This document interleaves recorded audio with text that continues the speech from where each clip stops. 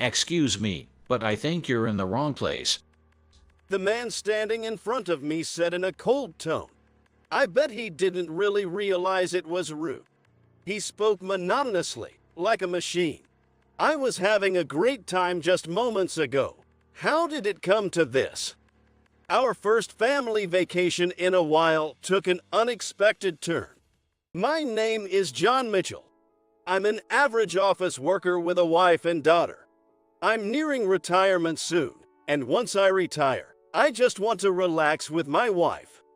When I say I got married at 37, some might think that's a bit late.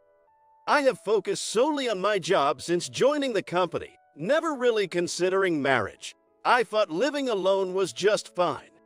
Then one day, I suddenly found myself on an arranged date.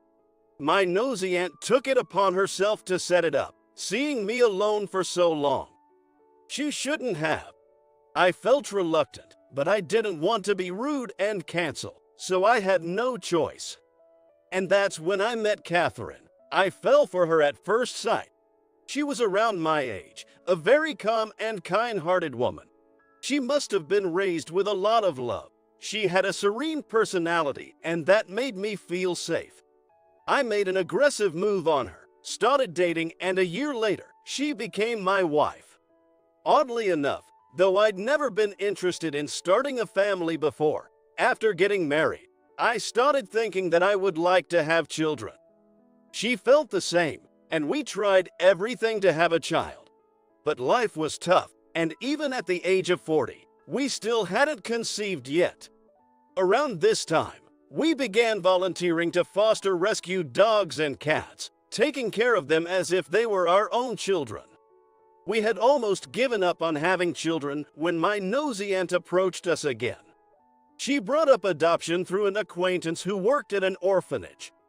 By then, we were in our mid-40s and felt uneasy about raising a child, but we thought it might be our last chance and visited the facility. That's where we met Sarah. The first time I saw her, I thought she resembled my wife. She was just 2, but she had a calm demeanor and was just so cute. And so, she became our beloved daughter. Without the usual transition to parenthood, it was quite an adjustment for us. We sought advice and listened to stories from experienced parents, and we found out there was a big difference between knowing and doing. Together, with its ups and downs, we raised her. 14 years later, Time sure flies. my wife said, gazing at our now adult daughter, Sarah, I'm just grateful she grew up healthy. Sarah, influenced by her mother, grew up to be a kind woman who loves animals. She's currently attending a university with a veterinary program, aspiring to be a vet. Despite our busy lives with work, school, and daily chores, we decided to take a family vacation this summer. Coordinating with Sarah's summer break, I applied for summer vacation at work. Combining her 16th birthday celebration, we booked a famous luxury hotel in a mountain resort in the Rockies. It's okay to be luxurious every once in a while, right? Sarah mentioned moving out after graduation, so we may not be able to go on family trips for a while. The day finally arrived, and we were all excited. First of all, we headed to a bird sanctuary in the Rockies. We listened to the tour guide's detailed commentary as we observed the wildlife. It was a place my wife had always wanted to visit. Watching her get so engrossed like a child, I felt contented and thinking, I'm glad we came here. Next, at Sarah's request, we visited a horse riding club. Riding a horse was one of her dreams, so it finally came true for her. While I was taking a delightful photo of her, I felt nostalgic thinking how she has grown, and I felt tears welling up in my eyes. Maybe it's my age, but I've become more emotional lately. I wonder if I could hold back my tears if she ever got married. As the sun set, we finally headed to the hotel. This is incredible. As we stepped into the hotel, I couldn't help but let out a sigh. It was truly lavish. A sparkling chandelier hung from the ceiling. The spacious lobby was lined with luxurious sofas and tables. I wonder if we're out of place here, I whispered to myself. When I glanced at Catherine, my wife, she looked tense and was seeing the surroundings. She must have been feeling nervous. I'll go check us in, just sit tight. I left our bags with them and headed to the front desk. It seemed to be peak season, as there was a long line at the desk. After waiting for a while, it was finally my turn. I gave my name to the female staff at the desk, but she looked confused. She asked me for my name and phone number again. After providing it, she said, "I'm sorry, Mr. Mitchell, but I can't find any reservation under your name for today." Panicking, I showed her the confirmation email I received from the booking website. "I definitely booked for 3 of us today. Could you please check again?" As I was pleading, a man came out from behind the front desk. His name tag read manager. The manager listened to the female staff, then looked at me with a skeptical face and said, Excuse me, sir. Are you sure you're at the right place? For a moment, I didn't understand what he meant. "Huh? I'm sure it's this hotel." We are a luxury hotel, you know. You've got some nerve coming in dressed like that. The manager stared at me a once over from head to toe. I see what he means. Indeed, my attire didn't match the upscale ambience of the place. I was wearing an old t-shirt and pants splattered with some mud. There was a reason for my appearance. You see, there was a little accident at the horse riding club.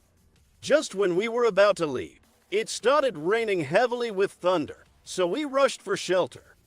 However, Sarah spotted some staff members trying to round up the distant horses and rushed over to help. I quickly followed her, and together with the staff, we managed to get the horses to safety, but not before getting completely drenched.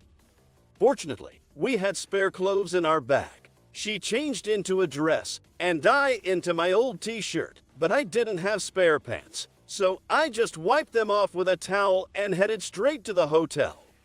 I tried to explain to the manager, "I'm sorry for the way I look, but we do have a reservation," but he didn't seem to listen.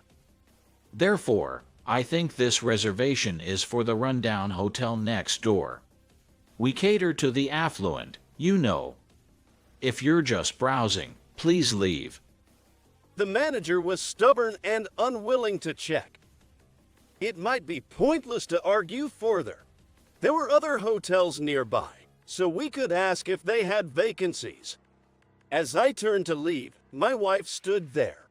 You should pick your battles. She wasn't looking at me but was staring intensely at the manager. Mrs. Mitchell. He suddenly freaked out and turned pale upon seeing my wife. Why does he know her name? If this is the hospitality you provide, if this continues, I might reconsider our contract. My wife, who's usually calm, seemed quite upset. What's going on? I asked my wife, not understanding. Sorry to surprise you, but actually, I'm the one who provided the land for this hotel. What? I knew her family owned land and had passed it down for generations, but I had never heard of the details. My father entrusted me with this land, which was brimming with beautiful nature, so I've always wanted to protect it. It seems she initially strongly opposed the idea of building a hotel here. But she was convinced by the hotel's founder, who promised never to harm the lush environment. He wanted to make it a place where visitors could truly feel and appreciate the richness of nature. Knowing my wife, who cherishes plants and animals, she must have struggled a lot with the decision to lease the land. The only condition for offering the land was to create a place that is loved by the best environment and hospitality. But since the change in management, things have apparently shifted. The hotel took a luxurious turn targeting the affluent, starting to cut down the beautiful greenery within the premises to add more rooms. Its lavish interiors became the talk of the town, covered in various media. but it seemed to have gradually deviated from its original concept. When my wife visited here previously, the manager apparently managed to deceive her. Where has the hospitality gone, where we used to welcome guests like family? Looking into my wife's pleading eyes, the manager turned pale and said, "I'm truly sorry," apologized over and over again. Actually, ever since that big hotel opened near the train station, our guests started to decrease. That's no excuse. He desperately searched for words, apologizing repeatedly to both of us. It seems after being covered by the media, they had a more diverse range of guests, some of whom unfortunately had poor manners. The manager had become paranoid, overly cautious of new guests. Later, he reconfirmed our reservation. Apparently, there was a temporary glitch in the integration between the booking website I used and the hotel system. The manager called the booking site's representative and confirmed our reservation.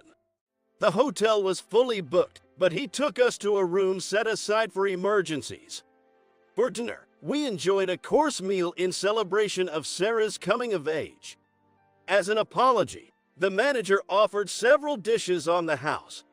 While the evening had taken an unexpected turn, in the end, we were treated to a lovely room and delicious food. Relieved to have secured a place to sleep for the night, I felt drained. All's well that ends well. Or so I thought. The journey wasn't over. Just as we were about to go to bed after a bath, my daughter hesitated and spoke up. Dad, Mom, you guys have a minute. Saying that, she took something out of her bag. It's a letter of gratitude. I usually feel too embarrassed to say these things, but I thought I'd take this opportunity. My wife and I exchanged surprised glances. We didn't realize you had prepared something so special.